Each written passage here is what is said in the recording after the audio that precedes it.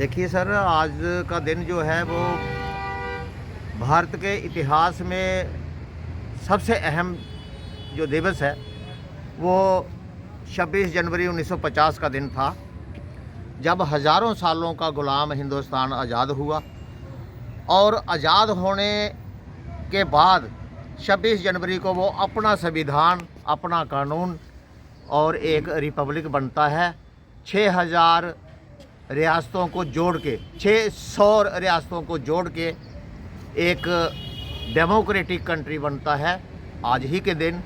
और आज ही के दिन जो हमारा संविधान है, धार्मिक किताबों का जो प्रावधान था उसको छोड़ के, धर्म का जो व्यवस्था थी सामाजिक, उसको छोड़ के एक साइंटिफिक सिस्टम ऑफ गवर्नेंस जो है और सिटीजन फ्रेंडली ह्यूमैनिटेरियन कानून जो है वो 26 जनवरी 1950 को लागू हुआ था।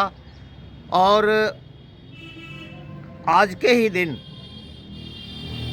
करोड़ों दबे कुचले लोग, जिनको हज़ारों सालों से पढ़ने का, खाने का, कपड़े पहनने का, रहने का हक नहीं था, 26 जनवरी को मिला। और 26 जनवरी के दिन को याद करते हुए डॉक्टर अंबेडकर को भी हम भूल नहीं सकते।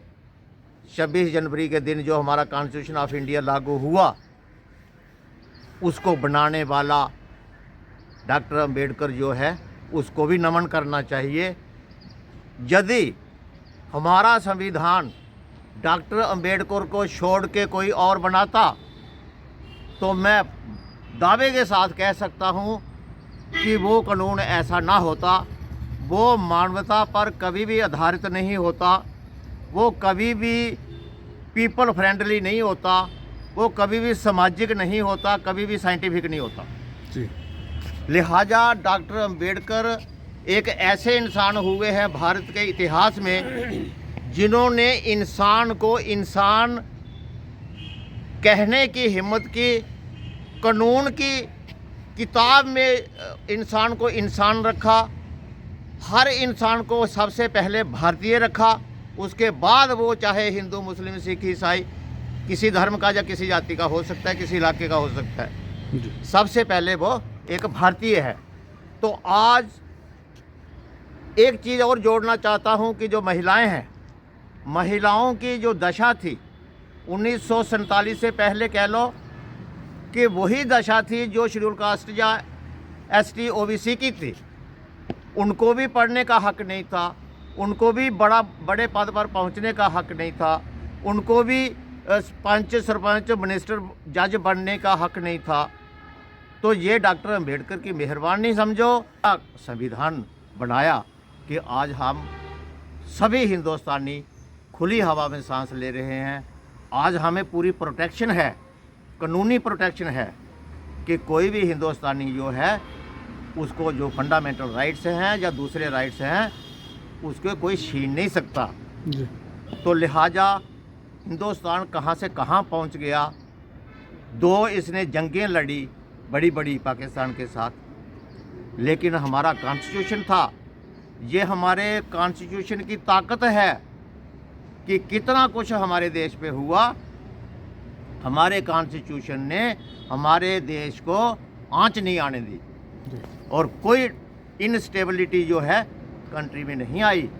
आप आस पड़ोस के कंट्रीज़ में देख लो, जिन कंट्रीज़ में अंबेडकर नहीं था वहाँ उनकी हालत जो है, उनके इतने कमज़ोर कॉन्स्टिट्यूशन, इतने लूप होल वाले कॉन्स्टिट्यूशन, वो सब फ्लॉप हो चुके हैं। तो लिहाजा आज के दिन SC ST OBC और महिलाओं को ख़ास तौर पर हमें अपना 1950 से पहले वाली स्थिति ज़रूर स्टडी करनी चाहिए नेट में, और फिर आज का दिन याद करना चाहिए।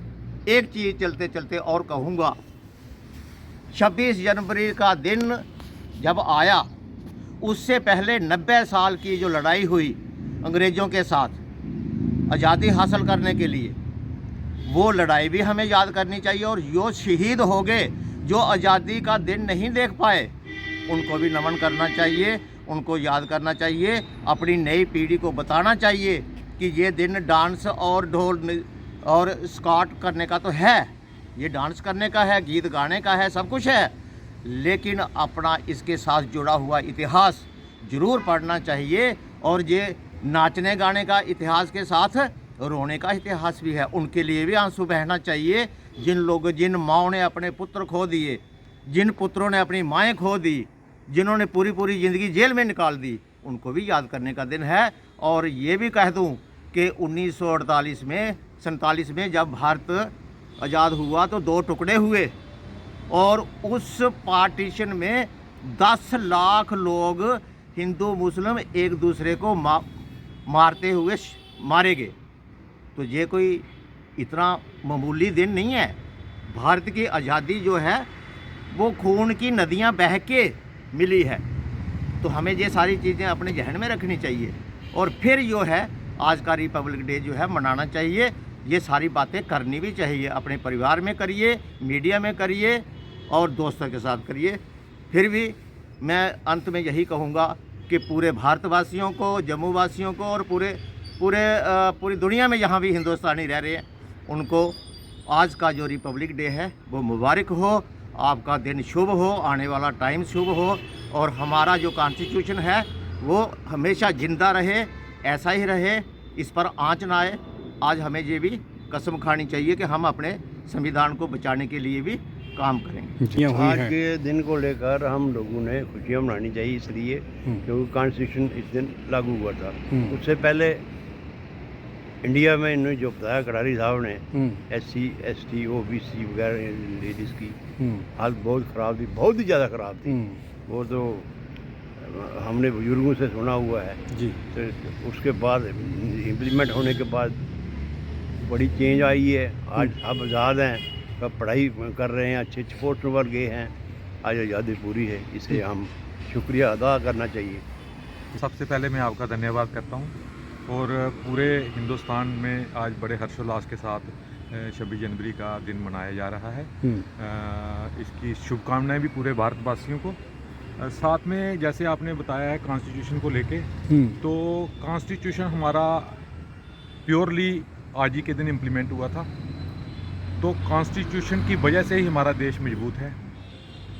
तो कॉन्स्टिट्यूशन को हमें बचा के रखना है। कॉन्स्टिट्यूशन की वजह से ही हमें पूरी बराबरी मिली है। जैसे SC ST OBC की बात करते हैं, तो 1950 से पहले कोई भी हमें राइट नहीं थे। 1950 में लागू होने के बाद, संविधान लागू होने के बाद हम लोग अपने आप को कॉन्फिडेंट, प्रोटेक्टेड फील कर रहे हैं।